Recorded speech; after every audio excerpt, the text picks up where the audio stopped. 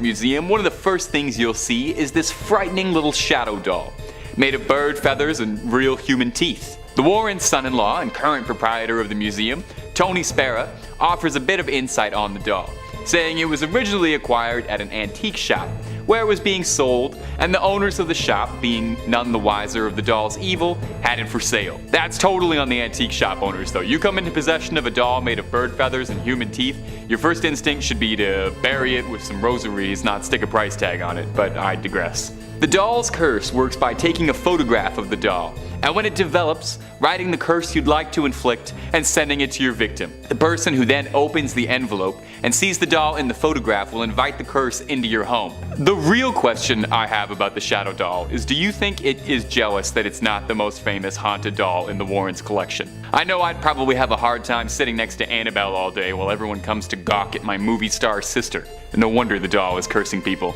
If you're having fun, drop a subscribe and catch new scary videos every single day. Number 4. The brick from Borley Rectory. A brick? Okay, you're running out of ideas and it's only number 4. Well, bear with me, okay? It's not just the brick, it's the story behind the brick. And besides, a brick is actually pretty scary on its own. It doesn't even need to be haunted. Just imagine it being thrown into a window. Bam, very scary. Anyway, this particular cursed brick comes to us from Borley Rectory, one of the most haunted houses in the United Kingdom, and I gotta say, possibly one of the worst named buildings in the country. Borley Rectory sounds like a horrible medical infection. Borley Rectory could be its own video based on all the alleged hauntings and stories that have taken place in its hallowed walls. Since the 18th century, it's been home to all sorts of reported hauntings. It checks off all the usual requirements for a haunted domicile. To name a few: unexplained footsteps, ghostly apparitions, bells ringing without reason, whispers of a headless monk that would wander the halls, horse-drawn carriages being commandeered by a headless horseman, seeing shadows, and one ghastly nun who just maybe served as the inspiration for the nun from the film The Nun. There is a lot going on at this haunted building. So, naturally, it's a great spot for two famed demonologists, and sometime in the 1970s, Ed and Lorraine Warren ventured out to the UK to investigate the Borley Rectory and see if maybe they could put a plug in some of this. Upon entering, Lorraine declared almost immediately that she could feel the presence of a nun's spirit. So the pair took some photographs, and after developing the photographs, lo and behold was the ghostly apparition of a nun in the corner. Now obviously the story of the film is much different, and in the film The Nun, the Warrens only really appear for a Thanos-style cameo at the end, but you never know, this could very well have been the inspiration for that character. The brick serves as a souvenir and a remainder of one more haunting in their storied logbook. Number 3, the Shadow Doll. And coming in at the number 3 spot for today is going to be this footage of the Shadow Doll. When you first enter the Warrens' Haunted Museum, be it digitally or physically, one of the first things you'll see is this frightening little doll, affectionately dubbed the Shadow Doll. The Shadow Doll, that's fun to say. It's made of bird feathers and real human teeth. Lovely, those are some of my favorite ingredients. Now, it's currently owned by Tony Spera. He offers a bit of insight into the doll's history, saying it was originally acquired at an antique shop where it was sold with the owners of the shop completely oblivious to the doll's cursed energy. I don't buy that at all. What do you mean oblivious to the doll's cursed energy? Somebody came to you and sold you a doll made of bird feathers and human teeth, and your first instinct wasn't to douse the thing in holy water and kerosene for good measure? I know pawn shops ain't exactly the classiest place around, but you gotta have some standards, right? You gotta be able to recognize evil. There are very few dolls with human teeth that aren't evil. Spera claims the doll has an insidious curse inside it. Oh, wait, no, sorry, the Warrens weren't insidious. Anyway, the curse says that if you take a photograph of the doll, and when it develops, you write a curse that you'd like to inflict and then send it to your victim. The person who then opens the envelope and sees the photo of the doll will invite the curse into your home. The doll is also capable of some dream magic like Freddy Krueger, and can even stop your heart while you're asleep if Mr. Warren is to be believed. And I know what you might be thinking. Did you just curse all of us by showing us this footage and pictures of the doll? No, of course not. I toss a salt circle around the camera before I film anything just to make sure no residual curses pass through the internet. I will say though, I have heard some pretty credible rumors that you're more susceptible to be cursed if you don't like, comment, and subscribe after watching a video, so I honestly would say on the safe side of things, you should do that. And on another side note, having done a lot of research on the pair of these two, I cannot stress how many haunted dolls and toys these people had. They had like the world's scariest Toys R Us in their backyard. Number 2, Scotland City under the city. Now, the Warrens' investigations didn't just take them on cross-country road trips to the United States. The Warrens visited a ghost in almost every state they claim, and then some. The Warrens' quest saw them traveling all over the globe in an effort to uncover truth and combat evil wherever it was found. In this recently uncovered footage, we can see a unique perspective from Lorraine digging underground in the secret vaults beneath Edinburgh. Under the ground is a series of large, cavernous vaults that were once used as a storage space for merchants, but when abandoned became home to Edinburgh's poorest,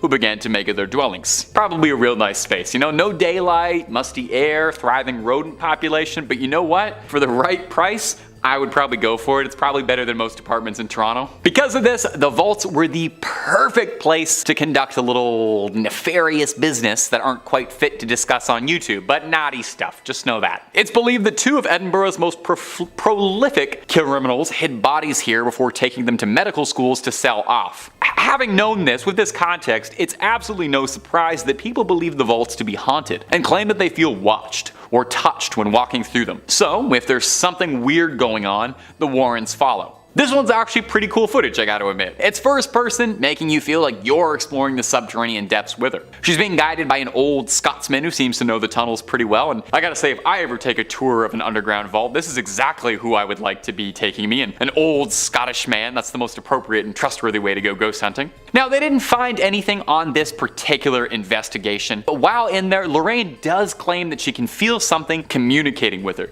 Could it be spirits from long ago reaching out to Lorraine Warren, who claimed she had an extrasensory gift? Or maybe it was just kind of cold down there. And number one, an exorcism. To some, the ultimate dream would be getting to ride up in the front seat with Warrens on one of their cases, getting to experience the paranormal firsthand under the tutelage of those who claim to have battled it their whole lives. It would be like if Obi-Wan Kenobi asked you if you want to go on an adventure with him. It'd be awesome. Well, hey, some people, they get to live their dreams every day. Like me, my dream was to stand in front of a camera and endlessly talk about ghosts and goblins, and it really is just the best. But a YouTuber by the name of Haley Reese got to live her dream when she met Tony Spera, the husband of Judy Warren, the daughter of the family, and Lorraine Warren, a bit before she passed away. She got blessed with a look into some never-before-seen footage of the pair of demonologists conducting fieldwork, namely an exorcism. Now, the person in the video has been blurred out to protect their safety, as, you know, it's one thing to be possessed by a demon, but doxing, whole other. We see Lorraine and Tony both fiercely conducting an exorcism, locked in spiritual warfare against a demonic force. We can hear Tony asking for the demon's name repeatedly, not because he's a friendly guy trying to make conversation, but because in order to properly drive a demon out of a host,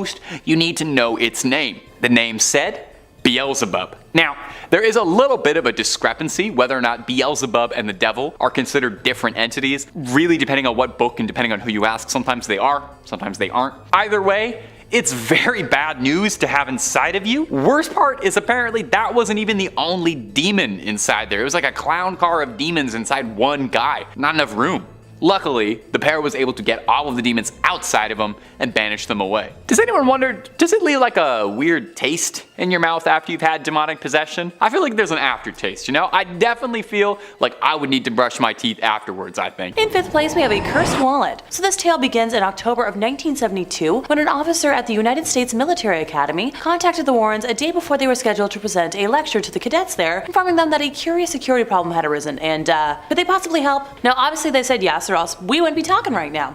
So the next day at a little past 4 in the afternoon, they entered the gates of the academy and were escorted to the office of Major Donald Wilson. So the Major went on to explain how an unaccountable breach of security was occurring in the home of West Point's commanding general. Ed asked the Major if he knew the nature of the problem, to which the man replied that there was a ghost in the general's quarters. So the Warrens were soon escorted to meet the general and his wife, where they were directed into a sitting room, where the general explained that, while nothing macabre had happened, a number of curious incidents had occurred without any kind of explanation. So, some background, in the basement of that building there is a private study that at the time was kept locked and secure, but no matter how many times the bunk in there was made up, it was always found ripped apart later. Upstairs, ghosts had been seen flitting about the house. Oh, and personal belongings and other important articles were regularly found missing. The man emphasized not stolen, but just missing temporarily. Later, all these stolen items would be found upstairs, neatly laid out on the dresser in the general's bedroom. So he asked Ed if this could be, caused by a ghost, and Ed confirmed that it was indeed a possibility, and probably like a human ghosty and not a demonic spirit. Lorraine offered to walk throughout the home to try and, establish where the spirit might be present, while Ed and Major Wilson headed for the basement with the key to the downstairs study. As usual, the bunk was torn apart as though someone had been sleeping in it, while nothing else was disturbed. So while Lorraine did her walk through the house, she picked up impressions of the powerful individuals who had spent time in the home in many years over the years, but hardly any sense of a mischievous spirit. She offered to enter a trance state later that evening, after the presentation, to attempt to contact the spirit, and the group, was like, alright, you do you, let's try this. So much later that night, after the events of the day, the group made its way upstairs to the MacArthur bedroom. All lights were turned off but one, and Lorraine closed her eyes. She described seeing a black man wearing a dark uniform with no markings, who was overtaken with a sense of fear, guilt, and lack of acceptance. He told her that he'd been accused of killing, and his cell was in the basement, but the army had exonerated him of that crime. He was very sorry, and could not hold his sorrow any longer. He told her that his name was Greer, and spelled it out clearly for Lorraine, and she was able to convince him to pass over into the light. So after she exited her trance, Lorraine gave a complete description of the man and said at the end that he had simply vanished, and mentioned that he had left his wallet in that downstairs bunker. So the general is adamant that based on the uniform Lorraine had described, no black men had served at West Point during that time. But, he mentioned he would look into it and thank the Warrens for their time. Goodbye, alright, sure. A few weeks later though, Ed and Lorraine received a phone call from the general. It was discovered that a black man, a porter by the name of, Greer, had served there. So he had been assigned to the Thayer mansion in the early 19th century, and he'd been accused of committing death, but the army did exonerate him of it. His records had been out of order, and he would now be officially filed as deceased. Also, the walls in the bunker had been renovated, and the wallet was finally found. What do you know? The army offered to mail it to the Warrens just to be safe, and it has stayed in their museum ever since. In fourth place, we have the Snedeker family rosary beads. And as you might expect, this true story begins in the witching hour, in the wee small hours of the morning. Because if rosary beads aren't scary enough. One night, very late at night, Ed and Lorraine were contacted by this family who had just moved into a house on Meriden Avenue in Southington. Specifically, the mother of the family unit and a niece who came to stay with the family were on the phone. And, so originally what they found and bought was a big and seemingly welcoming home. But what they didn't know when they bought it was that it was a former funeral home. Oh, and fun fact, the morticians at the funeral home were allegedly involved in necrophilia, or performing sex acts with corpses. And what used to be the showroom for the coffins was now where the younglings were. And just down the hall from that was the place where the bodies were prepared for viewing. Yeah, not grim at all. So the boys were the first to start talking about things they had seen and experienced, saying they were absolutely terrified, and the parents, chastised them at first for it, but the boys were so scared they started sleeping on the floor in the living room. Among the sounds they would hear were the sound of chains pulling the coffins upstairs, and there were no more coffins in the house. So the woman who called the Warrens were terrified, with the niece in a small bedroom in the back of the house, and the covers on her bed were levitating around her like there was a fan blowing them around. Lorraine said while the mother was on the phone with her, even more bizarre events started happening. So remember those rosary beads? Yeah, she had them in her hand, and while she was speaking, the beads were actually being pulled apart and falling to the floor. Lorraine and Ed went over the next morning with the family's parish priest, and a blessing the house seemed to do absolutely nothing to calm things down. And that's when the Warrens decided to call the bishop's office. So the church eventually sent an exorcist, which seemed to sort of do the trick, but not before one last hurrah from whatever the heck was believed to be haunting the house, because demons don't like to give up without a fight. There was this huge tree in front of the house, and half the tree, with no wind, broke off and fell on the property. The family moved the heck out of Dodge a short time later, and Ed and Lorraine kept the rosary beads that had been pulled apart, because if a demonic spirit can touch a Catholic relic, that means it's been infested with something absolutely awful, and they didn't want to risk the beads spreading throughout the world and causing even more damage. Yeah, that makes sense. Number 3. The Satanic Idol and the Human Skull. No way. No way a satanic idol and a human skull are haunted. No way. The skull was given to the Warrens, apparently as a gift, and I sincerely hope they kept the gift receipts for that one, because it's not the kind of thing I'd like, but they probably loved it. Now, the satanic idol is a slightly different story. The tall, slender, bizarre idol doesn't immediately scream Satan or satanic, but all you need to do is take a single look at it to be unnerved. It's definitely not the kind of thing you'd ever want to be face to face with, or I don't know, see in a scary clearing in the woods. And yet for one lonesome hunter, that's exactly what happened. Apparently, the idol and the skull with it were taken from the woods nearby the Warren estate by a local hunter who had found them both. The hunter claims that he was approached by a man in mysterious black garb who ushered him away. Obviously, a little shaken and stirred by such a bizarre experience, went to the only people he thought he could trust with something like this, and he took the idol to the Warrens for safekeeping. Now, after he brought it to them, Lorraine Warren fell deeply ill almost immediately after bringing the idol into their home, with no one able to correctly diagnose what was happening to her. Ed believed that his family was being targeted for welcoming the idol into their home. You'd think that a pair of story demonologists like this would have seen this coming, but you know, we all make mistakes. Lorraine recovered, obviously, and although no details emerged on how she did or what they did to purify and cleanse the idol, we can assume most likely it was probably blessed, exorcised, and doused in holy water of some kind. Otherwise, it wouldn't be fit to sit amongst their treasures. It now rests inside the museum, alongside all their other haunted relics, patiently waiting for Hollywood, where I've heard it's very open to hearing offers for a 3-picture deal and some spin-offs if that's on the table. Number 2. The organ. Now, one of the more mysterious items inside the museum is this big grand organ. Get your mind out of the gutter. It's a musical instrument, like a church organ. The church organ was recovered after authorities seized a haunted house in Connecticut. Having close ties to the Warrens, the authorities asked if there was anything they might like to retrieve from the site. The house burned down mysteriously not even days after the organ was removed. Ed Warren, lover of all things haunted and a good bargain, had a great interest in this organ, and keeping of his self-imposed duty of controlling haunted objects, took it upon himself to take it home. Obviously this thing was cursed, obviously. Ed Warren would say that he would hear songs being played from it discordantly throughout his home whenever no one was around. And when Ed would venture forth into his office to investigate it, the music would stop as soon as he opened the door. He says this would occur every time he tried to investigate it, happening 3 different times. Eventually, losing sleep over one more haunted relic, Ed Warren contacted a friend at the clergy to come bless it. He would have a priest come by every 2 weeks or so to bless his home and to bless every item in the museum to keep the spirits docile. It begs the question, with this much effort, why even keep cursed items in your home? The organ at least seems benevolent, but Annabelle, the skulls, the satanic idols, why them? Well, Ed and Lorraine believed by keeping these items under supervision, it meant they were safe from outside interference and no one else would be put at risk. The pair feared that if any of the cursed objects were destroyed or damaged, then they could release the spirits back into the world, free to cause more mayhem. This same reason is why, despite the passing of the Warrens, the museum is still kept up and open and maintained. And also so, paranormal ghouls and goblins like us can go check out all this spooky stuff and get some fantastic Instagram stories out of it. Number 1. The Conjuring mirror. Hey, wait a second, there wasn't a particularly notable mirror in The Conjuring. Are you trying to fool me? It was a haunted music box. Well, you're totally right. It was a haunted music box. This is a different thing, unrelated to The Conjuring, but related to The Conjuring in the sense that it was owned by Ed and Lorraine. Give it enough time, this might be in one of the movies. Over the years, you've probably heard all sorts of superstitions regarding mirrors. I'm sure you've heard that breaking one is 7 years of bad luck. But there are some who say that mirrors can be used as portals to other worlds, and can be used as the stage for all manner of ritual. It's even been said this is how Nostradamus was able to peer so deep into the future.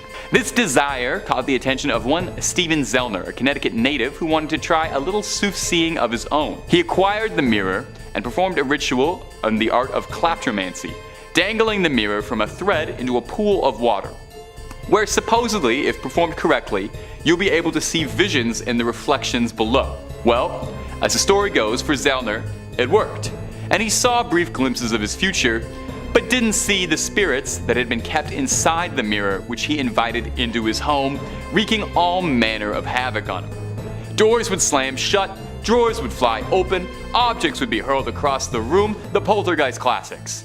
Knowing that he'd invited something dark that he couldn't handle into his home, he reached out to the church for an exorcism and was referred to Ed and Lorraine. The pair exorcised the spirits back into the mirror, sealing them back. Knowing that it wasn't safe to leave the mirror in the hands of Zellner, the two offered to take it off of his hands, protecting and controlling the evil inside, and adding it to their collection of delightful cursed relics where it now resides. Number 5. Annabelle. Well, it just would not be the Warrens without Annabelle. She's easily the most famous thing in their collection, and let's be real, probably one of the most famous dolls on the planet. You know, Barbie, Annabelle. Do you ever wonder if they ever thank her for all the good publicity she's given them? By now, I'm sure if you're watching this video, you know the story of Annabelle, the haunted doll that they kept captive, but I'll run it by you again in case you don't. It was given to a nursing student as a gift from her mother, and within days, things started getting scary. Notes would appear around the house scrawled in red liquid that read out terrifying messages like, "Help me." Allegedly lunged at the girl's boyfriend one night, and well, after a doll comes alive and lunges at you, you call some help, and then Ed and Lorraine were called in to exorcise the demon inside Annabelle. In the end, they keep her locked up very tight, surrounded by rosaries and holy water to ensure the demon inside can't harm anyone anymore, and they keep her locked up except when they wheel her out for publicity events and take her to conventions. While Annabelle has enjoyed quite the career as a movie star, the real Annabelle is locked away to keep the evil dormant. In this footage, we're treated to some up close and personal glamour shots of Annabelle in the flesh, or stuffing, I guess, locked tight in her cage. The footage comes from Tony Spera, the son-in-law of Ed and Lorraine Warren, who's gonna get mentioned a whole heck of a lot in this video. He takes us on a brief tour of the museum, getting a real up close to it. Even through a YouTube screen, you can feel some evil radiating off this doll. Now sadly, if you're a big Warren superfan and you want to go check out the museum, unfortunately it's closed right now, but they are hoping to reopen it. So one day Annabelle can get back to scaring her fans in person like she always has. When I said before that they take her out to conventions, that wasn't just me being snarky, it's real. She just recently was at the Warrens Paracon, the convention dedicated to supernatural hunters of the paranormal. You can line up, take a photo with Annabelle. I'm not sure if I'd take a selfie with her though. I don't know. It might look good on a Tinder profile, maybe? I'm not sure. And if you're looking for way more Ed and Lorraine content, true tales of terror, fake fibs of frauds, cryptids, ghosts, ghouls, goblins, aliens, pretty much anything scary under the sun and above it, well, you already know Top 5 Scary is the place for that. Make sure you stay subscribed. Please ring that little bell to the side so you get all of our videos when they upload. But do that at the end of this video, okay? Because I got 4 more pieces of Ed and Lorraine footage coming up for you right now, baby. Number 4, the museum tour. Now, if you wanted to go to the world's foremost collection of haunted relics and cursed objects, there's probably no storeroom full of curses more than the legendary collection of the Warrens' Haunted Museum of Souvenirs. Now, like I said just a second ago, the museum is currently closed as of the writing of this video, but they are trying to reopen soon. You know, cross your fingers. But in the meantime, you can take a digital tour, as this footage posted by the Warren's son-in-law, Tony Spera, shows Mr. Warren giving a guided tour of some of the more unique haunted artifacts resting in the Connecticut garage. Now the full video, definitely worth a watch if you're a big fan of the Warrens, since it's as close as you'll be able to get to walking around the museum these days. It's a full half-hour long of old Ed going into grand detail and recounting some stories about some of their more notable and famous cases. Shoutouts include the witch Hannah Cranna, an old Connecticut legend, or the Conjuring mirror, which might sound like it has something to do with the movie, but very confusingly refers to a case where someone used this mirror in a ritual to try and summon a demon, a different demon. Ed talks briefly on some of their many cursed dolls and toys, such as a dinosaur from the Devil Made Me Do It case and film, and of course, no visit to the Warrens Museum would exclude Annabelle. She's the star attraction of the place, probably what keeps the lights on for so long. She's shown under a tight lock and key, and Ed goes over the history of how they brought her in, and he touches briefly on the containment protocol for her, how she has to always be locked up in a storage box behind glass, surrounded by rosary beads and doused in holy water, in an effort to keep the vile spirits tucked away. A small question: if a spirit is so powerful and malevolent that it's got this unspeakable ancient evil that attacks humans, wouldn't it be stronger than a pane of glass? Wouldn't it be stronger than a thin little thing of glass? I guess it's a doll, but I didn't think the solution to ultimate evil was to just put like a fence around it. That's what you do when like a dog is getting into stuff that you don't want them to get into. You just fence them out a bit in the backyard. Dogs, haunted dolls. Okay.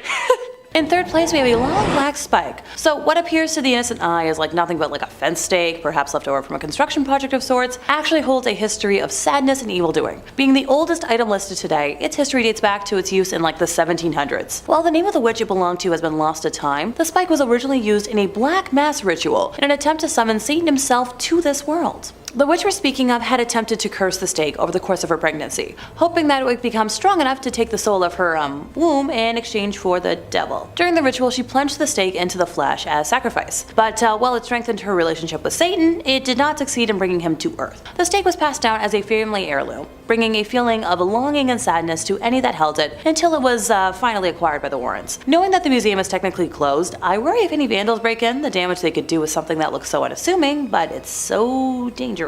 In second place, we have the Carlson's knick-knacks. So, this happily married couple in their 30s bought this old inn in New England. No big. So, Nathan Carlson traveled a lot during the week, but his wife, Alexandra, was home all the time to take care of their 2 daughters. Not long after moving in, Mrs. Carlson and her daughter began hearing footsteps on the second floor where, in the past, lodgers used to stay. During the afternoon and late into the night, they'd hear dragging, heavy-booted footsteps move across the floor above them. Mrs. Carlson's older sister, who lived nearby, occasionally stayed overnight in the house and also heard these footsteps. The Carlsons had room set aside elsewhere in the house for, like live-in farm help, and these men would hear the footsteps walking in circles around their bed. Sometimes, while Mrs. Carlson would be asleep at night, she'd be awakened by the spirits in the home, which would actually yank the covers off the bed while she was, in it. She later found out that very same thing happened to the farm help, which explained why the men tended to, quit so soon after they were hired. Eventually, the infestation phenomena upgraded into whisperings that could be heard behind closed doors. However, when Mrs. Carlson or her older sister checked the room where the whisperings were coming from, there was never anyone present. Although these spirits projected words that were often audible enough to be heard, the woman could never quite identify the language that was being used. And as time went on, the harassment continued.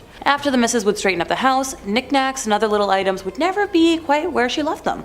Outside the house at night, lights would be seen in the attic, although there was no electricity up there. While painting a room one day, the heat was suddenly drawn away, and Mrs. Carlson felt a hand touch her shoulder. She said she became so angry that she threw the paintbrush in the direction where she believed the entity to be, and told it out loud, "I don't know who you are or what you want, but you're not gonna get me." Oh yeah, real smart. So this phenomenon went on almost daily, since this infestation had occurred in the house a long time ago. Exact date unknown. Both the kitchen and the bathroom water faucets would suddenly turn themselves on, full force at the same time. And on occasion, Mrs. Carlson would hear 3 knocks at the front door, which, that's a sign of an inhuman presence. But whenever she'd go to the door, there would be nobody there. On the second floor, a visitor reported seeing a snake on the window ledge after hearing 3 taps on the window, yet there was no nearby tree the reptile could have climbed. Ew, snakes, nope. Oh, it gets worse. While living in the house, the Carlsons had another spawn.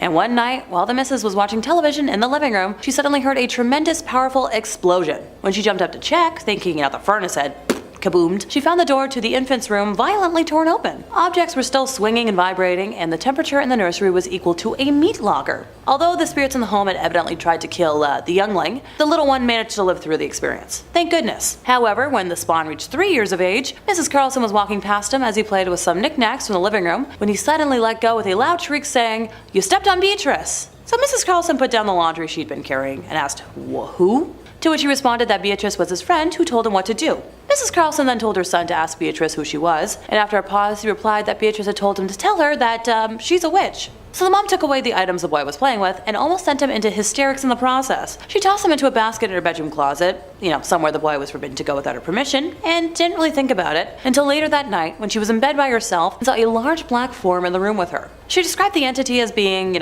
blacker than the blackest night, moving slowly around the room, freezing her with fright. I swear I'm not a poet. Before the black mask went away, it transmuted into a globe of synthetic light about the size of a basketball, while producing a deafening roar, which she compared to a blasted furnace. This went on for many nights until the Warrens were called in, and like many other times I've mentioned today, took a tour of the home, blessed it, and realized the knickknacks were directly tied to the entity. Now, they've never described them in detail, so I don't have any clear photos to discuss today, but I'm assuming they're around the size of action figures if a 3-year-old was able to play with them. In first place, we have Bathsheba's jewelry box. So this is probably the most famous case on today's list. In January of 1971, the Perron family moved into a 14-room farmhouse in Harrisville, Rhode Island, where Carolyn, Roger, and their 5 daughters began to notice strange occurrences almost immediately. So this started with events that most of us probably wouldn't even register. Carolyn would notice that the broom went missing or seemed to move from place to place on its own, and the young girls of the home began to notice spirits around the house. Carolyn then brought it upon herself to research the history of the home and discovered that it had been in the same family for 8 generations, and that many of them had passed under mysterious or horrible circumstances. The most haunting spirit of the home is that of witch Bathsheba Sherman. Being fairly well off, Bathsheba and her husband Judson had a son.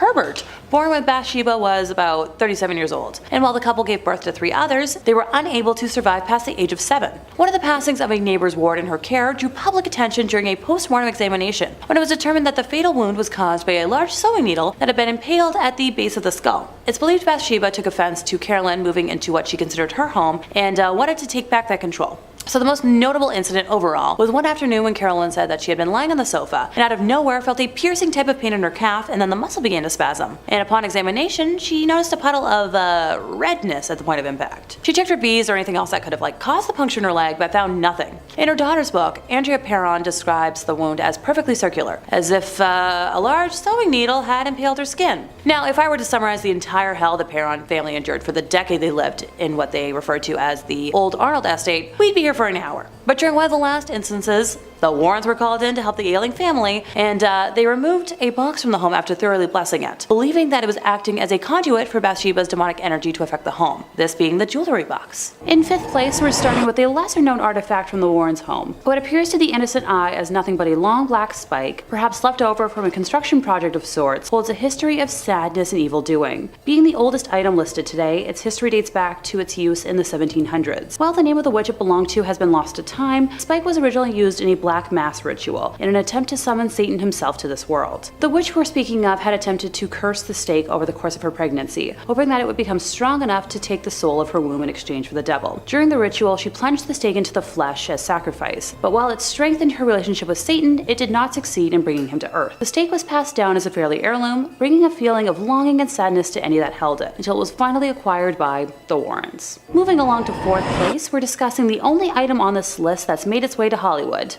Bathsheba's jewelry box. In January 1971, the Perron family moved into a 14-room farmhouse in Harrisville, Rhode Island, where Carolyn, Roger, and their 5 daughters began to notice strange occurrences almost immediately. It started with events that most of us probably wouldn't even register. Carolyn would notice that the broom went missing or seemed to move from place to place on its own. See, I'd personally be chalking that up to my ADHD.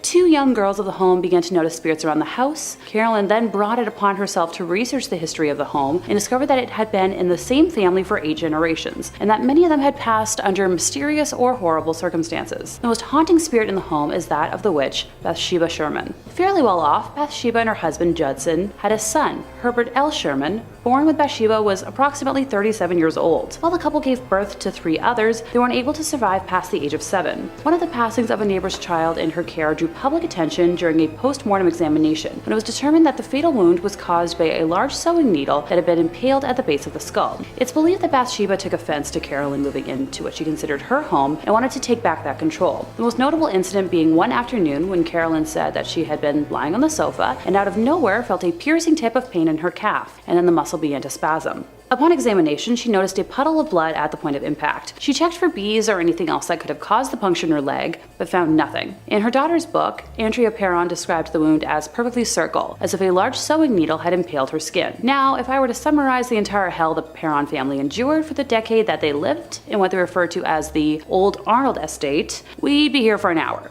But during one of the last instances where the Warrens were called in to help the ailing family, they removed the box from the home after thoroughly blessing it, believing that it was acting as a conduit for Bathsheba's demonic energy to affect the home. Number 3, the Grand Grimoire. That is so fun to say. This next entry has been nicknamed the Gospel of Satan. So if you're looking for an indication as to whether or not this book is, evil, there you go. They had to put that on a sticker, put it on the cover right next to the Oprah's Book Club recommendation. This book is said to have originally been written by a man possessed by the devil sometime in the 16th century. It's an infamous occult text and is said to contain dark incantations, spells and rituals, tools on how to force demons to do one's bidding, and even some instructions for a little necromancy 101 for fledgling dead raisers. It's not all brimstone and hellfire though. There are also reports on how to make pacts with spirits for personal gain, rituals to win the lottery, talk to ghosts, make yourself invisible, and even adorably, how to win love. Never heard of a demon working to help someone fall in love. Now all that sounds cool, definitely. I know I would love to have like a little skeleton minion who could help me with chores, maybe be like my little buddy. I love playing a necromancer in Skyrim,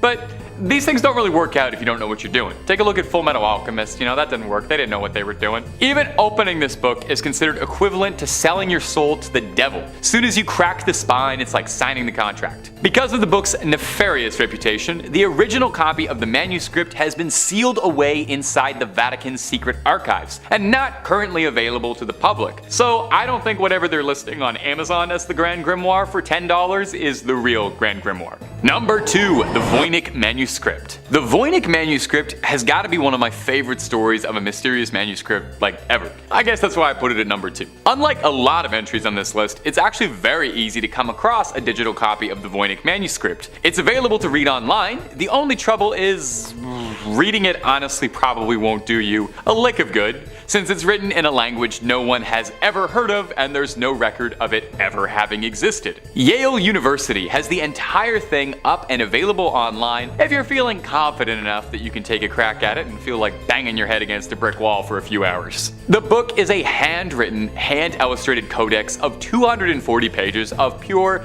mystery, featuring gorgeous illustrations and typography, and what the book is about is your guess is as good as mine, honestly. Carbon dating suggests that it stems from the 15th century, and analysis of the style of the text and illustrations within suggests that it could have been penned during the Italian Renaissance. But just about every single aspect of this thing is shrouded in mystery. We don't even know what it's truthfully called. The Voynich manuscript is the name it was given after the initial owner, Wilfred Voynich, purchased it in 1912 and brought it to public attention for the first time. Sorry, not the first owner, I'm sure several other people owned it before him. As such, the language inside the book is occasionally referred to as Voynichese. Now, some pages are missing, lost to time completely, and the pages we do have are just a puzzle. Some are foldable sheets of various sizes, some pages have wondrously drawn diagrams or illustrations showing things like plants, some fictional, some real, and astrological symbols, drawings of people. Over the years, there have been several efforts to try and decode and document the book and figure out just what it is.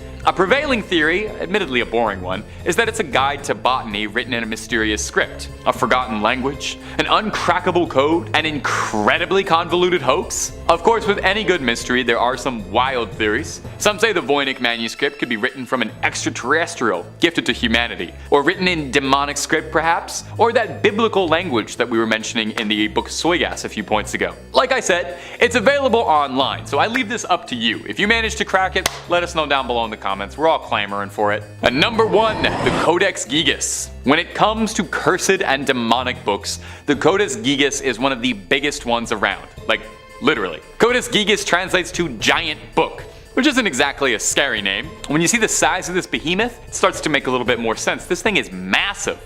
2 feet long. Now, giant, oversized, illuminated manuscripts were pretty common around the area the book was penned, but this one stood out for its immense size and the dark rumors surrounding the supposedly cursed text. Don't even try reading this thing, just lifting it'll give you a hernia. That's the curse. It's occasionally been dubbed Satan's Bible due to the legend surrounding its origin. It's a good story, so get cozy. Supposedly, the legend goes that a monk by the name of Herman the Recluse, which is also what they used to call me, was condemned to death for heresy and was to be walled up alive and starved. In a desperate plea to save himself, Herman tried to convince the prior and the abbot as a whole that if he could pen a manuscript to honor God's glory, and that it would contain all of human knowledge and all of human history in one book, and if he could pen it in one night, he would be let free. The abbot agreed, thinking this was, of course, impossible. Herman wrote until midnight, wearing his fingertips down, and in a moment of desperation, made a prayer to Lucifer and asked for his eternal soul in exchange for the book's completion in order to repent for his sins. I totally get it. I gotta be honest, I have done some pretty nutso stuff trying to make sure my scripts get in time for deadline. Haven't quite sold my soul to the devil yet. I usually just rail Red Bulls, but I'd probably make a similar deal under a similar deadline. Now, I don't want to poke any holes in Herman's logic here, but I will say maybe selling your soul to the devil is part of the reason you got into this mess in the first place, because that does sound a little bit like heresy, but it's not my place to judge. I'm not an archdeacon. A variation of the legend states that Herman worked for years on the manuscript, day and night, but still was unable to complete it in his lifetime and asked for the devil's assistance. Anyway, no matter the story, the legend states that Satan signed the Bible with a particularly terrifying illustration of himself. I mean, take a look at it, it's horrifying looking. The book contains a birth of information. Like they said, it was supposed to be everything humanity had attained up to that point in one big book. These days, the Codex Gigas is preserved in the Natural Museum in Sweden, where you can admire the penmanship of Herman the Recluse and his ghost author Satan. In 5th place, their origins in the profession. Honestly, before today, I never really dug too much into the personal lives of Ed and Lorraine Warren, preferring to focus my interest on their professional work, and only really knowing about their daughter Judy from the rare time they mentioned her in one of their books, and her husband because of all the rare footage he's publicized since Ed and Lorraine's death. Outside of the Hollywood romanticizing, which I promise I'll touch on eventually, how did Ed and Lorraine actually fall into this line of work? So Lorraine was 9 when she first saw auras. She thought everyone saw them, but found out quickly otherwise when she brought it up at her Catholic school, when she compared the lights surrounding the Mother Superior and Sister Joseph, and was told immediately to never talk of what she saw ever again, learning to, hide her gifts or joke it off. Ed, on the other hand, grew up in a haunted house. He'd look into closets and see faces, one specifically of an old lady. The temperature in his room would drop and he would hear footsteps and heavy breathing. When he brought it up to his father, he was told that, there's a logical explanation for everything, and just leave it at that. So they both did their very best to try and ignore their gifts, wanting to live normal lives, but the universe drew them together and had different plans. Ed had a near-death experience while serving in the Navy during World War II, when the ship he was on collided with an oil tanker in the North Atlantic. A fire erupted and all of the men on the ship had to jump overboard. As Ed was in the icy water, he prayed for help and was soon rescued, believing it to be from cosmic interference. So after that experience, he returned home and asked Lorraine to marry him, and they got married almost immediately. After the war, Ed took up a profession as a fine arts painter, with the duo traveling from fair to fair to sell their wares, and eventually this became helpful during the beginnings of their work. They would research houses they believed to be haunted, and then, go to that house. After Ed would paint the domicile, he would hand the painting to Lorraine, who would knock on the door and offer the homeowners the painting as, their ticket into the house. Once she struck up a conversation with the homeowner, they would learn more about the property and hauntings, if there were hauntings, that is. At one house, which already had, some local notoriety as a supernatural hotspot, Lorraine went into spontaneous trance and claimed that this is where she learned not to fear death. I thought there was more to that. In 4th place, we have the White Lady hoax. Just so we all have the same context going into this, the White Lady is the name of the ghost that haunts the Union Cemetery in Easton, Connecticut. So most locals believe her to be the ghost of Harriet Seeley, whose young son passed shortly after being born, with Harriet herself passing soon after. Legend believes she may have died in hopes of finding her son, and still wanders their final resting place searching him out. Other folks believe the White Lady is the ghost of a woman from the 1940s who killed her husband and later herself and is, doomed to wander the graveyard. Her physical description is the one thing that remains consistent. She is a young woman wearing a white dress with dark hair. So, me if I was wearing white, which will never happen here. I promise you that. It seems as if she enjoys scaring the daylights out of the living, which, once again, my kind of gal. Many who have witnessed her believe that they have almost hit her with their vehicle, only to find no trace of her once they pull over. Others claim they have often seen her hovering slightly above the ground around the cemetery, going back and forth amongst different gravestones. Now, Ed Warren was obsessed with her and has gone on record as being, determined to capture footage of her on film. Once he was able to do so, he kept the tape for himself. Yeah, he hoarded that tape like it held the secrets to the universe, or, like he was the US government with all the proof they have of alien life. He allowed a select few people to view it while, it was being held in his personal archives, and none were ever allowed to further analyze it on their own time. I'm raising an eyebrow right now in suspicion. And once again, if I had a red flag, I'd be waving it right here. So, since the passing of both Ed and Lorraine, their son-in-law, Tony Spera, has released the footage in its entirety to YouTube. The tape shows an apparent white human figure moving behind some tombstones. Similar to videos of UFOs, Bigfoot and the Loch Ness Monster, the figure is at that perfect distance and resolution so a shape can be seen, but we don't have any details that could lead to a definitive identification. A woman named Judith Penny, who I will discuss in more detail later, has said she helped Ed maintain his reputation as a ghost hunter. So what does that mean? So when he claimed to have captured the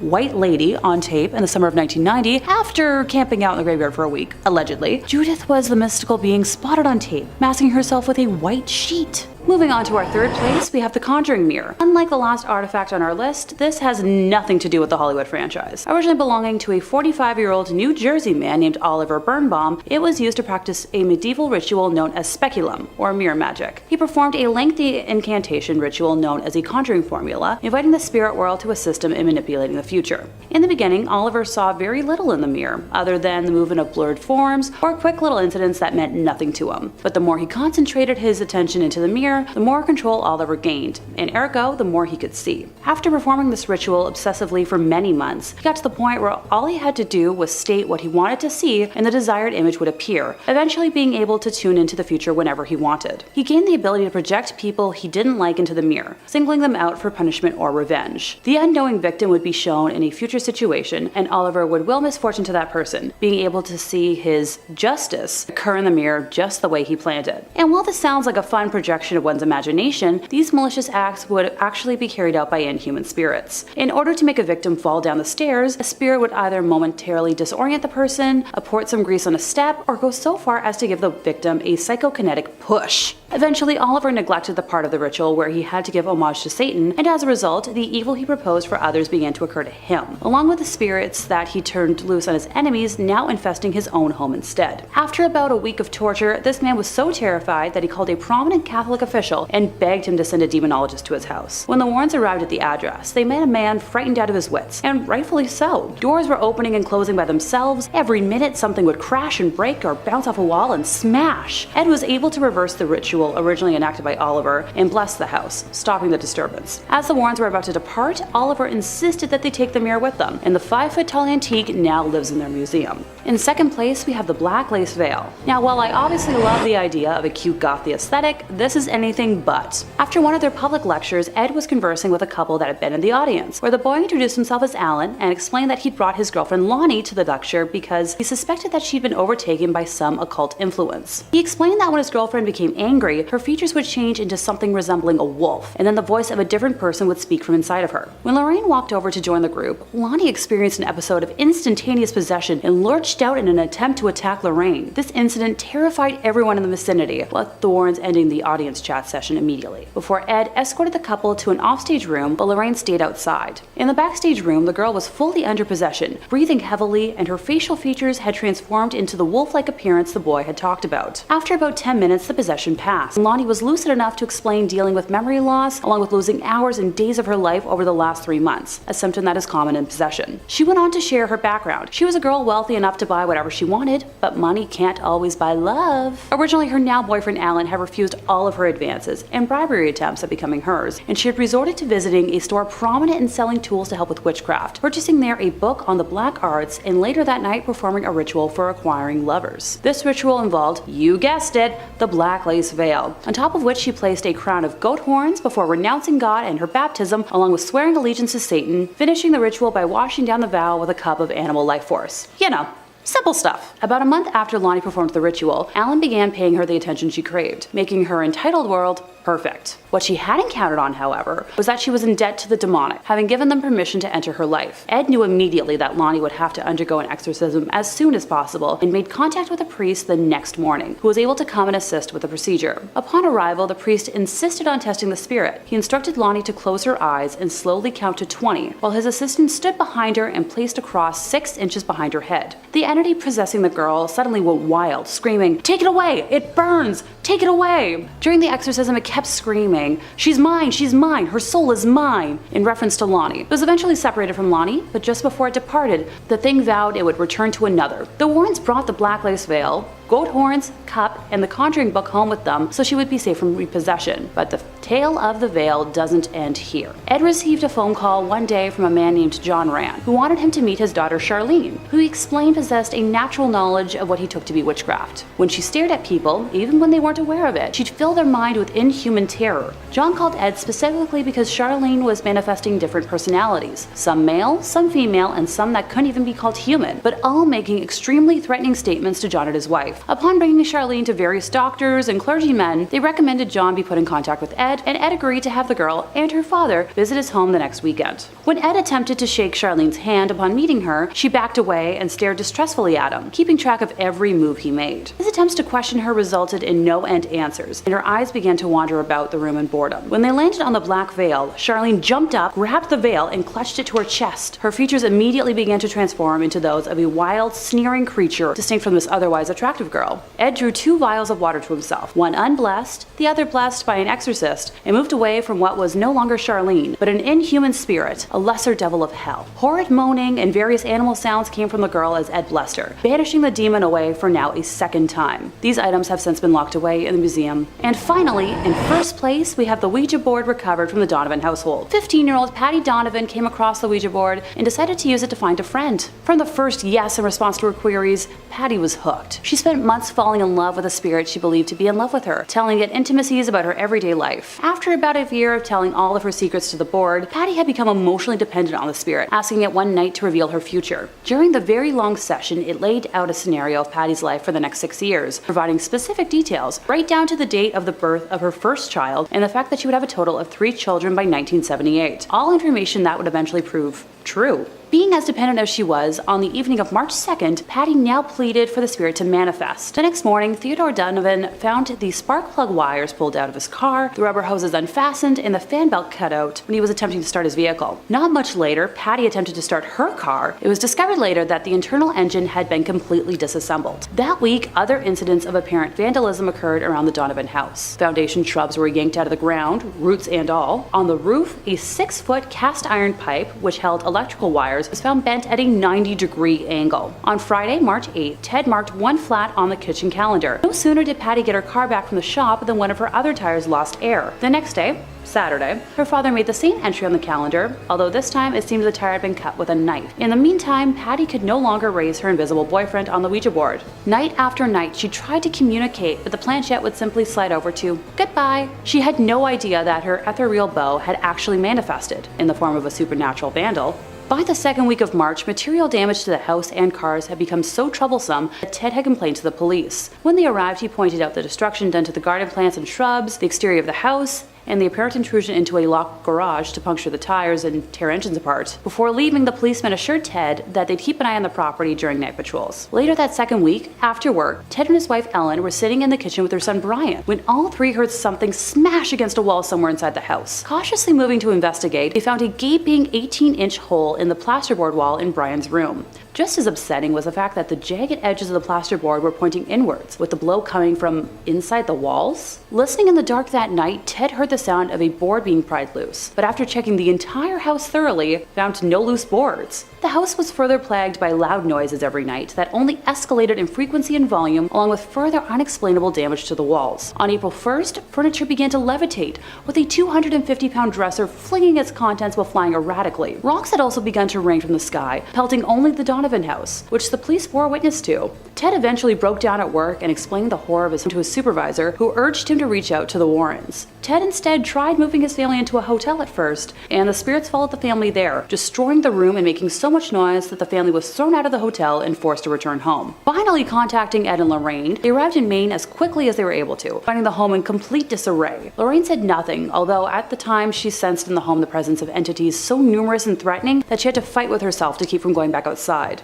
After a lengthy tour of the house, Ed and Lorraine conducted an interview with the entire family, where Patty's history with the Ouija board was revealed. The Warrens then contacted the Catholic Church to begin the process for an exorcism to be granted, which sadly took a month. The family experienced many more unexplainable horrors during that time. Oh, let me know in the comments if you'd like me to go through their entire story in another video. After the exorcism took place on May 2nd, the family was finally free of the demonic torment, but left with over $5,000 in damages to their home, which would be over $30,000 in today's money. Number 5. The Book of the Sacred Magic of Abramelin the Mage. The Book of Abramelin, or more formally, the Book of the Sacred Magic of Abramelin the Mage, is an old Jewish magic text that is thought to date back at some point in the 14th or 15th century. Now, it wasn't the initial publication of this book that gave it its notoriety. Instead, it was when it was 19th and 20th century magicians who were in the Hermetic Order of the Golden Dawn, which is a British secret society dedicated to the practice, research, and upholding of old occult magic ways. But hush hush, you didn't hear that from me. One of the founders of the Golden Dawn,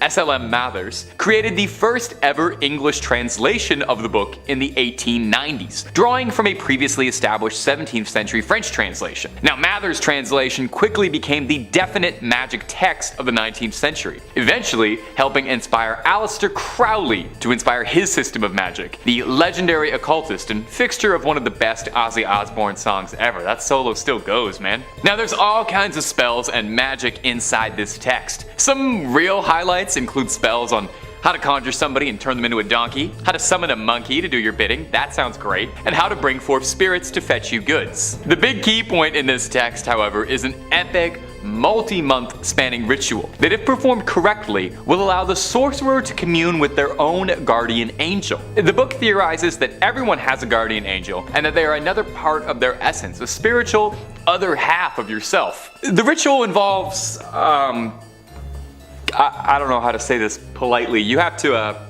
they say you have to get blissfully intimate with your other half. Once the honeymoon period is over, the caster then has to summon up and conquer unredeemed spirits of the infernal regions of hell to conquer them. And then they'll be able to master the spirit domain. That sounds like a lot of irredeemed spirits. I hope my angel might help out a little bit with that. This all sounds very complicated, so all things considered, maybe it's for the best that this one's locked away. Seems like heavy reading, not before bedtime. And if you're looking for more true tales of terror, fake frightening fribs, cursed relics, ancient evils, aliens, cryptids, conspiracies, ghouls, goblins, and pretty much everything spooky you can think of, Top 5 Scary is the place to be. Stay subscribed, but way more importantly, stay scared. Okay, let's keep going. Whole lot more video to get through. Number 4. Book of Soyga. The Book of Soyga, also known by a more complicated name, the Alderia Siva Soyga Vocor, is an occult text that hails back from the 15th century. I'm pretty sure just saying that name out loud in front of the camera, I probably caused a curse on the office, so I'm sorry about that. This text would have been lost to time, just another forgotten cursed manuscript, if it weren't for the obsessive efforts of John Dee, a 16th century polymath who had his hands in just about every field of study. Polymath is a fancy word for a guy who studies just about everything, and Dee practiced chemistry, physics, astronomy, and also the occult. You know, there's always more to learn, right? Mr. Dee was particularly interested in contacting angels to learn the secrets of the universe. And this book contains a litany of recipes for magic spells and all sorts of writings on demonology and astrology, but most importantly, and what caught Mr. Dee's attention, is that the book is said to include the names and genealogies of all of heaven's angels.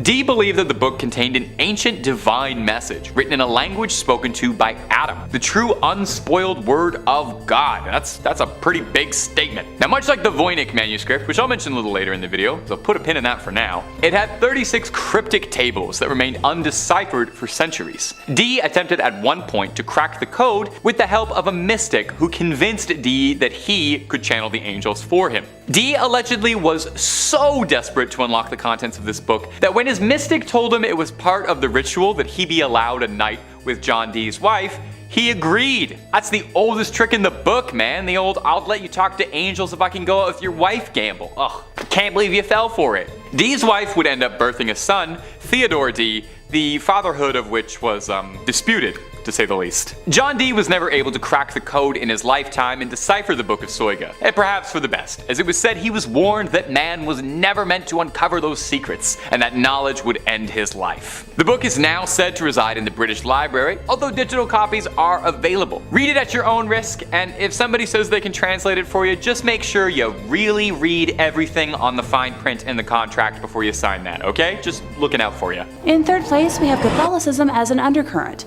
This is probably the only thing that has always bugged me, and while it might be less of like a secret in the gotcha sense, allow me to explain. Hauntings Ed and Lorraine spoke about were caused by people who refused to conform to traditional family values. Only people who submitted to the patriarchy and the church could be safe in their eyes. Their 1980 book, The Demonologist, kind of explains it all. That Ouija boards would get you haunted, but so would reading books about witchcraft, owning an image of a non-Christian deity, or attending conscious-raising groups. The horror in Amityville was supposedly aggravated when the unlucky homeowners engaged in the unholy pagan practice of, meditation. Addiction, depression, and disobedient children were all satanic. Hate, rage, despair, misery, drunkenness, and a sense of worthlessness will attract the demonic in a snap, according to Ed. One story in The Demonologist centers on a young woman who succumbed to evil after being fornicated with against her will. I do own this book, and I remember that not sitting super well with me. It was essential not just to stick with the status quo, but to be satisfied, with Ed going on record as saying,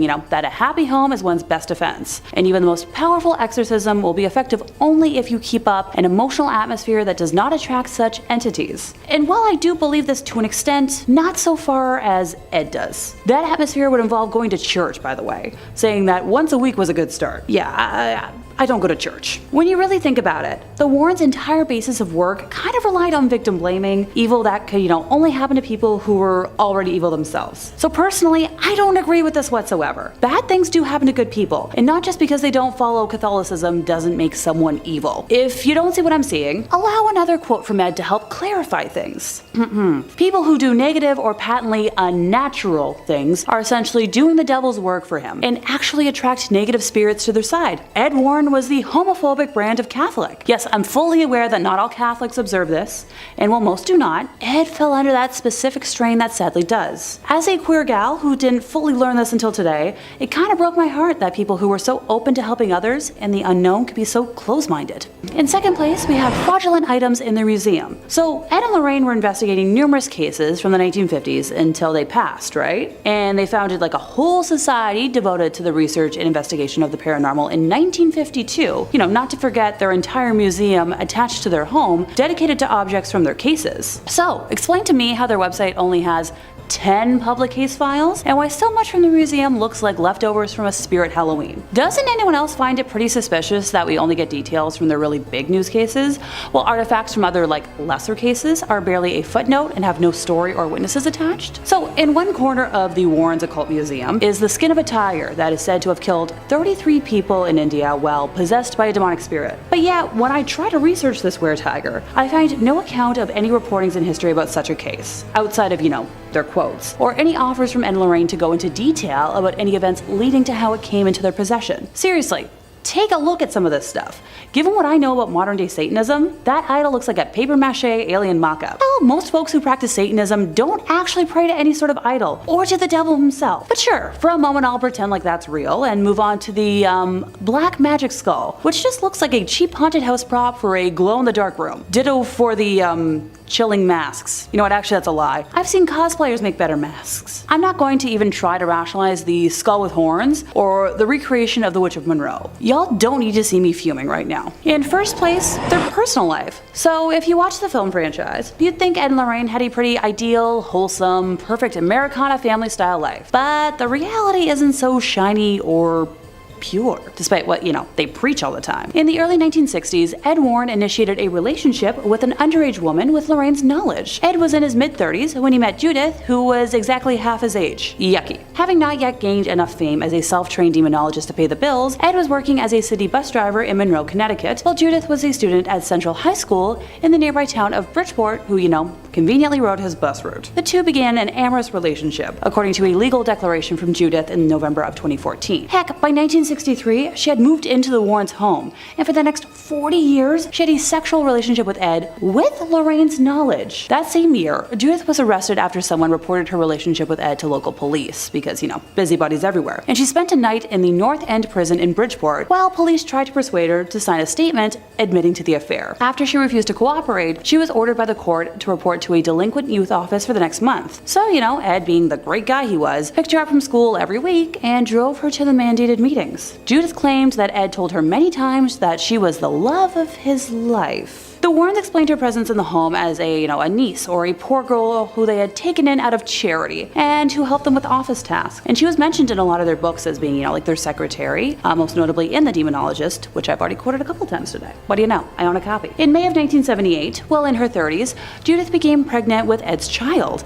and Lorraine persuaded her to have an abortion because the birth of a child could become public and any scandal could ruin the Warrens' business. Now, if that wasn't awful enough, Judith has also claimed that Ed was, on occasion, physically offensive to Lorraine. Judith described one night in particular where she saw Ed slap Lorraine so hard she lost consciousness. Early on, she said, she witnessed him backhand his wife. Well, it might be easy to dismiss all these claims as, hooey, or someone trying to make something out of nothing. There's an interesting element from Lorraine that kind of proves this to be true. So when Lorraine signed on to consult on the Conjuring movies, she got a contract that states that the movies will not feature negative information about the Warrens, mentioning specifically intercourse with minors, youngling bad videos, anything to do with women of the night, or sexual violence. Kind of weird to have to spell that out if you don't have anything to worry about. Now, this is where I was wondering, well, where was the daughter in all this? Judy is still very much alive. What does she have to say about it? She spent most of her years living with her grandma and not her parents, claiming that it was because her parents were always traveling, so it was the easier and safer option. Her parents told her that they took Judith Penny in so she could have a place to stay and watch their house. But their daughter could have helped watch the house if she lived with them. Just saying. In 5th place, we have a satanic idol. This story began in 1991 when a deer hunter was walking through the woods in Connecticut, close to where Ed and Lorraine resided. The hunter got lost and after some time stumbled upon a raised, circular rock formation with the idol in question standing in the middle of it. It is believed that the formation was common with folks who practiced devil worship in the 70s. The hunter began to feel uncomfortable and left the area, deciding to make his way back to his car, and along the way he noticed an elderly gentleman walking alongside him who was dressed in head-to-toe black. The man in black never spoke a single word to the deer hunter. Now the hunter was getting more nervous by the second, and also more lost, and unsure of his directional path. Desperate, he turned to the mysterious figure and simply asked, "How do I get out of here?" Luckily for our narrator, the man in black pointed in a direction and then disappeared. The hunter was so thrown off by that day that he reached out to Ed, who requested to be brought to the same area. Now the hunter wasn't 100% sure he could find the exact location, but was willing to try. Together, the two men were able to stumble through the forest, and without the aid of the man in black this time, found the rock fountain. Ed removed the demonic idol from the area and placed it in the museum, and that's when things got a little weirder. Approximately 3 days after removing the idol, Lorraine collapsed for no known reason, and she was transported to the hospital where no one could identify what was wrong with her. Thankfully, after 3 more days, she recovered. Now Ed believed that this was caused by the gentleman in black, who was believed to have been a high priest in a satanic cult, as a form of payback for removing the satanic idol. In 4th place, we have a Conjuring book. So one night, after returning home from a night out with Ed, Lorraine was reviewing the calls left on the answering machine when she found one from a distraught woman who introduced herself as a Mrs. Sandy Foster, who nervously described a very distressing situation and begged the Warrens to return her call. So even though it was like 12:40 in the morning, Lorraine immediately tried to call her back, and while the phone rang continuously, the connection was broken. Lorraine tried a few more times, going so far as to contact the phone operator and the operator's supervisor, who ran tests on the phone line and frustratingly didn't find anything weird. The next day, when the Warrens returned home from church, Lorraine immediately phoned the Foster home again. This time, Mrs. Foster answered the phone on the second ring and mentioned that the phone had never rang the night before, and Lorraine made the decision to go pay the Fosters a visit that afternoon. She and Ed arrived at around 2 p.m. and met not only Mrs. Foster and her husband, but also their 3 offspring, Abby, Joel, and Hannah, who had experienced most of the phenomena. Ed arranged his recording gear on a nearby table while Lorraine asked her permission to walk the house, which she was immediately granted. Mrs. Foster brought up that her daughter Meg, the 3 offspring, Abby, Joel, and Meg, who had experienced most of the phenomena. Ed arranged his recording gear on a nearby table while Lorraine asked her permission to walk the house, which she was immediately granted. Mrs. Foster brought up that her daughter Meg had always been interested in the occult and had purchased a book on Conjuring as a gift for Meg, and based off of the description Ed gave of it, I believe it was a copy of the Ars Goetia. Now Meg admitted to attempting to summon a few of the spirits in the book, but had lost hope because nothing had happened. Ed prompted further, asking for specifics on the experiences that had happened in the last week when only the younglings were home. So, let's set the scene. The boys were already in bed, and Meg had just taken a shower. After going downstairs to make sure the doors were locked and, the lights were off, Meg returned upstairs to the sounds of running water, and the faucets had turned back on without any human's touch. Now downstairs, the lights and the radio had turned back on as well. Meg went downstairs and watched the radio dial moving on its own. After turning it off again, she got halfway up the stairs when she felt an icy cold hand touch her on the shoulder, just for a second in the dark. Now Meg bolted up the rest of the stairs, into her room, shut the door, turned off the lights, and hid under her covers. Outside the door, sounds of heavy footsteps caused her to suddenly shake under her covers. And then, more noises joined in with the mysterious steps. A door downstairs slammed shut, accompanied by furniture being pushed around and crashing, almost as if an angry person had broken into remodel. When Meg was able to open her eyes again, she saw a silver light come out of the woods and glide into her room. The next thing she knew, some hand yanked her hair 3 times. Each time it pulled harder, until the 3rd time it made her eyes water. Now, she ran into her brother's room for safety, and he confirmed that he was also terrified by hearing the assorted unknown noises, accompanied by loud whispering he could not make out. The duo eventually gathered enough courage to call their parents at the home they were at, but by the time the adults returned, all of the paranormal action had paused, and they were convinced the offspring were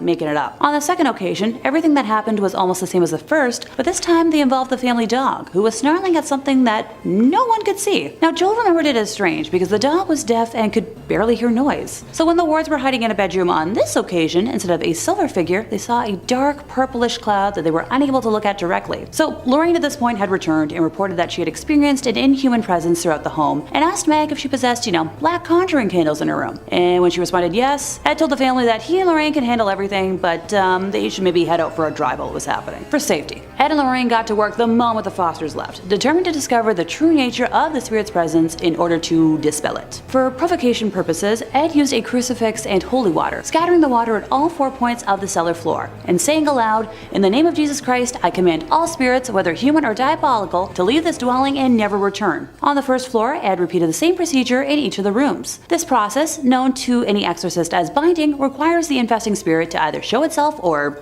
move on. Having bound the cellar and all downstairs room without incident, the Warrens were ready to approach the second floor, where they knew difficulty was lurking. But as they prepared to act, a telepathically projected feeling of dread came over them, which is a distinct indication of an inhuman demonic presence. They pressed on and began climbing the staircase to the second floor. But as hard as they tried, neither Ed nor Lorraine could get any more than halfway up. Pushing against them was some impenetrable, unyielding force. So slowly, the Warrens backed down the stairs so as not to be knocked over backwards. And at the bottom of the stairs, for a brief second, diabolical laughter rang out. So, annoyed, Ed threw more holy water on the stairs, which caused the pressure to diminish enough to let them reach the top. They were able to bind almost all the rooms without incident, saving Meg's for last. Ed swung the door wide open, and he and Lorraine immediately felt the need to take a step back from the horrible sense of misery emanating from the room. With a steely composure, Ed walked into the room, cross in hand. Though no physical presence was there to be seen, the bedroom was freezing cold. One last time, Ed threw holy water in all 4 corners of the room, commanding, "Give us some sign of departure or an exorcism will be conducted here this very day." Almost instantly, the morbid sense of misery began to drain away, and the temperature in the room gradually returned to normal. So Meg's bedroom did contain those black conjuring candles, occult vestments, and books containing the rites for rituals of all sorts. Ed placed the items in the gal's trash basket, set them out in the hallway, and then sealed the room by reading a prescribed prayer of sanctification. He brought them back to his home for safekeeping, and that's one copy of the Ars Goetia I have no need to read. Thank you.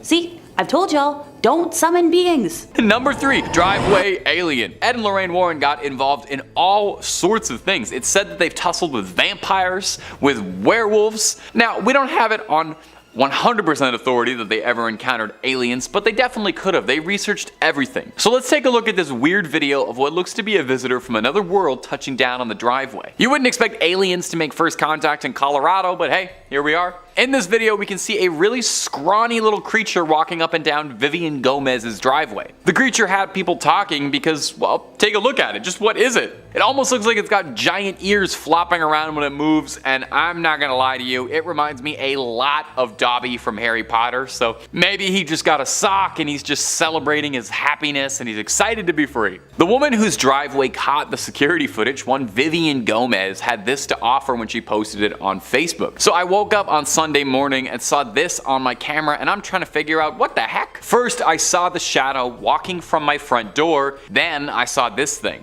Has anyone else seen this on their cameras? The other 2 cameras didn't pick it up for some reason. Sadly, her security camera only films for about 10 seconds or so, so this is the only footage that she was able to capture of this mysterious driveway creature. Gomez clarified for everyone that whatever it was wasn't her son. Okay, we weren't thinking that, but now we're definitely not thinking that, because she doesn't let him out by himself that late, although that opens up a lot of questions. She saw something strange running around her driveway at night and considered the possibility that that might be her son. Like I said, I'm pretty sure the most likely possibility is that this is a freed house elf excited for the future, or a very confused alien. Could be an alien that just touched down. Maybe a Terminator traveling through time. That's why it looked naked. Gang, you let me know what you think what this mystery monster could have been down below. Number 2, Jharkhand. Coming up next is a clip out of India that went viral last year and captured the attention of paranormal enthusiasts, alien hunters, and skeptics alike. I like when you can get everybody all in together and like that. You see something weird on camera, we're like, is this an alien? Is this a ghost? Is this a demon?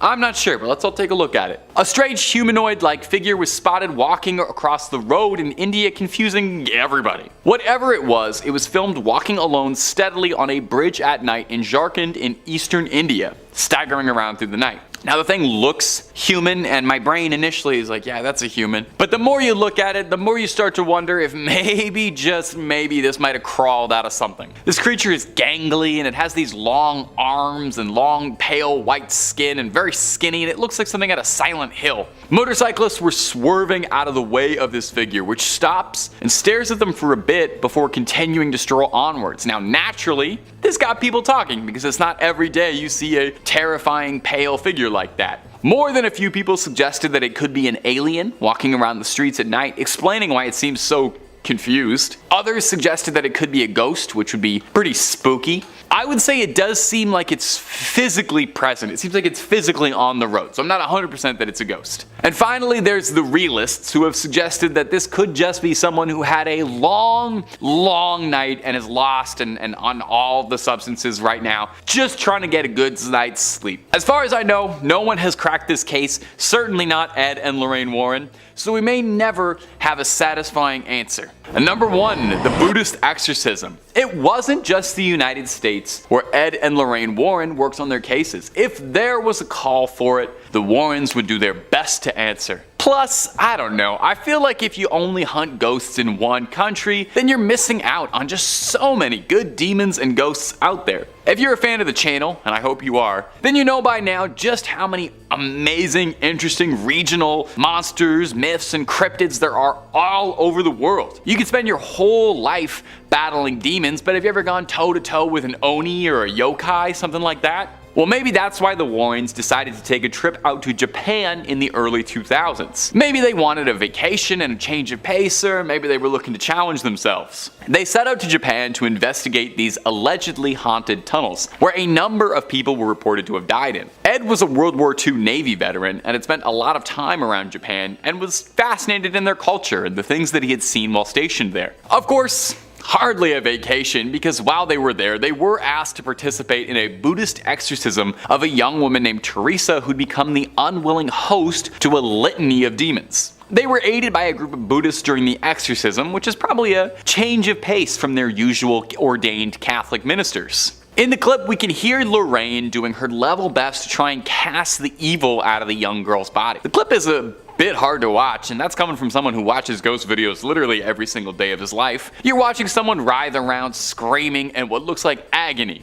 But hey, luckily they were being tended to by the experts. Ed and Lorraine Warren spoke very highly of the Buddhist monks helping them as well, saying they were cut from a different cloth. I'm not sure if that's a pun or not. I feel too, if they ever start running out of ideas for the Conjuring movies, they should definitely start sending the Warrens international. Conjuring in Japan, I already feel like that's a good premise for a movie. Number 5, the White Lady Ghost. Among the Warrens' storied career of demonology was a peculiar case involving a local Connecticut legend, the White Lady Ghost of Union Cemetery. Whoosh, that's a doozy of a title. Can you just shorten that down? Just like a Union Cemetery ghost? There you go, 3 words. Anyway, Union Cemetery dates back 400 years, and it's said to have been haunted by this one notable ghost in particular. Now, exactly where she came from, nobody's quite sure, nobody's got an exact date and time. Some speculate that she's a woman who lost a child in childbirth and hasn't been able to move on to the afterlife and still seeks out her child.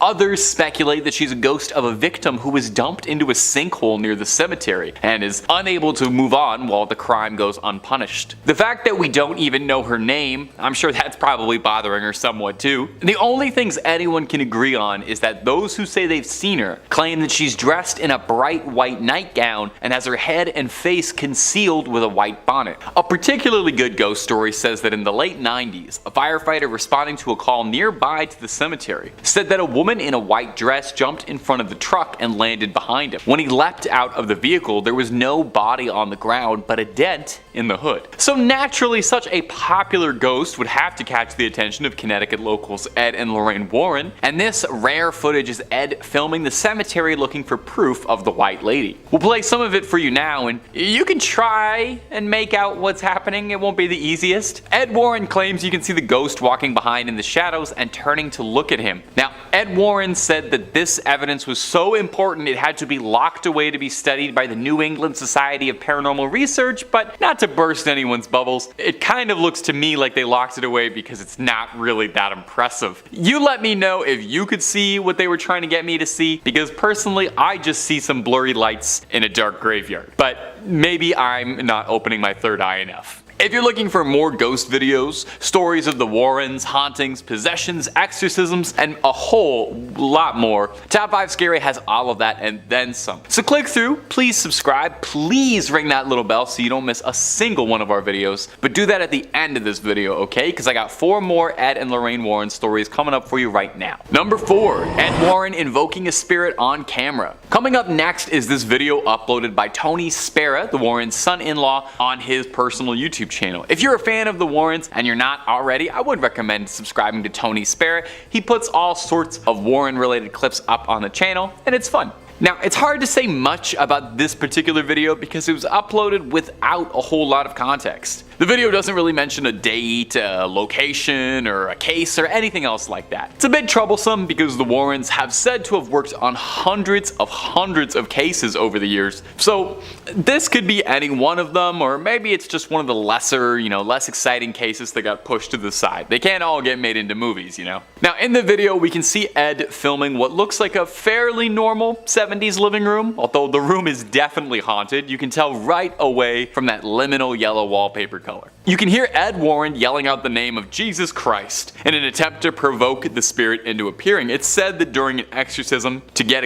a spirit or a demon or a ghost to reveal itself, you need to invoke the name of Jesus Christ, put a little fear of God into him. After about a minute of some serious invoking, it seems like Ed is finally getting through to the spirit because we see the table and chairs slide across the ground as if they're being pushed backwards by some incredible invisible force. Now, we don't really see anything more exciting or spiritual than the chairs and tables getting pushed, but that's pretty exciting nonetheless. There's not a ton of footage from the Warrens while they were, working the field, so it's pretty exciting to see whenever we get opportunities like this though. Of course, I do hear you saying this could just be faked. So is this the footage of a ghost caught on camera, or is this nothing more than a faked video to drum up some attention back in the day, like an original CGI hoax video on TikTok? In third place, we have a shadow doll. Among one of the first haunted items visible to those who visit the Warren Occult Museum is a shadow doll, which boasts bird feathers and a genuine human tooth, and she's just overall terrifying to look at. I'm calling it now, she better join that TV universe one day. For reference, a shadow doll is a statue or deity of sorts that is made specifically for harm to be used at the center of curses. I happen to know the steps for the most common curse, and while I'll leave out a step for safety, I promise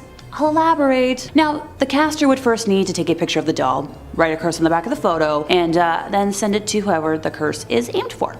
Hopefully you've got their mailing address. The person who receives the picture with the curse will sadly invite that curse into their lives. Oh, almost forgot. The doll is also going to appear in that person's dreams, so enjoy your nightmares, folks. While not too much is known about the origins of this specific doll, it was initially purchased in a secondhand store under the assumption that it was simply, an antique. I've got a couple of old dolls myself, and I'm shuddering to think about what they would do if activated by any kind of curse. Some of them talk enough already. In second place, we have black magic math, which is a concept in theosophy, mysticism, and the paranormal, of a materialized thought form, typically in human form such as an imaginary friend or being that is created through spiritual practice and intense concentration. In simpler English, the masks act as a representation of the practice, which is a form of mysticism that involves creating sentient and autonomous beings separate from oneself. The concept of tulpas and their creation, including the word tulpa, come from a closed Tibetan Buddhist practice, with tulpa being a Tibetan word for a creature of the mind. Tulpas did not become part of Western paranormal lore until around the 1970s, and those who practice have been cited as wearing masks similar to Halloween ones in order to take on the appearance of whatever the mask looks like. If anyone is curious about modern practices and appropriations of tulpamancers, the interweb origins can be traced back to 4chan message boards in 2009, and I'm not going to elaborate on just how awful that sentence was to utter. Oh, it gets worse. The communities gained popularity when adult fans of My Little Pony started discussing tulpas of characters from the Friendship is Magic television series. The fans attempted to use meditation and lucid dreaming techniques to create imaginary friends. Well, I think that about sums that up, don't you? In first place, we have the Black Lace Veil. So after one of their many public lectures, Ed was conversing with a couple that had been in the audience, where the boy introduced himself as Alan and explained that he'd brought his girlfriend Lonnie to the lecture because he suspected that she'd been overtaken by some occult influence. He explained that when his girlfriend girlfriend became angry, her features would change into something resembling a wolf, and then the voice of a different person would speak from inside her. When Lorraine walked over to join the group, Lonnie experienced an episode of instantaneous possession and lurched out in an attempt to attack Lorraine. This incident terrified everyone in the vicinity, with the Warrens ending the audience chat session immediately, before Ed escorted the couple to an offstage room while Lorraine stayed outside. In the backstage room, the girl was fully under possession, breathing heavily, and her facial features had transformed into the wolf-like appearance the boy had talked about. After about 10 minutes, the possession passed, and Lonnie was lucid enough to explain, dealing with memory loss, along with losing hours and days of her life over the last 3 months, which is a symptom common in possession. She went on to share that originally her now boyfriend, Alan, had refused all of her advances and bribery attempts at becoming hers, and she had resorted to visiting a store prominent in selling tools to help with witchcraft, purchasing there a book on the black arts, and later that night performing a ritual for acquiring lovers. This ritual involved, you guessed it, the black lace veil, on top of which she placed a crown of goat horns before renouncing God in her baptism, along with swearing allegiance to Satan, finishing the ritual by washing down the vow with a cup of animal scarlet elixir. About a month after Lonnie performed the ritual, Alan began paying her the attention she craved, making her entitled world perfect. What she hadn't counted on, however, was that she was now in debt to the demonic, having given them permission to enter her life. Ed knew immediately that Lonnie would have to undergo an exorcism as soon as possible, and made contact with a priest the next morning, who was able to come assist with the procedure. Upon arrival, the priest insisted on testing the spirit, so he instructed Lonnie to close her eyes and slowly count to 20, while his assistant stood behind her and placed a cross around 6 inches behind her head. The entity possessing the girl suddenly went wild, screaming, "Take it away! It burns! Take it away!" During the exorcism, it kept screaming, "She's mine! She's mine! Her soul is mine!" in reference to Lonnie. It was eventually separated from Lonnie, but just before it departed, the thing vowed it would return to another. The Warrens brought the black lace veil, goat horns, cup, and the Conjuring book home with them so she would be safe from possession, but the tale of the veil doesn't end here. Months later, when Ed was in a meeting with a lady who was manifesting different personalities, some male, some female, and some that couldn't even be called human, but all making extremely threatening statements, her eyes began to wander, and when they landed on the black veil, she jumped up, grabbed the veil, and clutched it to her chest. Her features immediately began to transform into those of a wild, sneering creature, distinct from the otherwise attractive girl. Ed drew 2 vials of water to himself, one unblessed, the other blessed by an exorcist, and moved away from what was no longer this woman, but an inhuman spirit, a lesser devil of hell. Horrid moaning and various animal sounds came from the girl as Ed blessed her, banishing the demon away for now a second and final time. And that brings us to the end of our list, and I'm glad all of those items are still kicking around the Warren Museum for safety and not out in the open.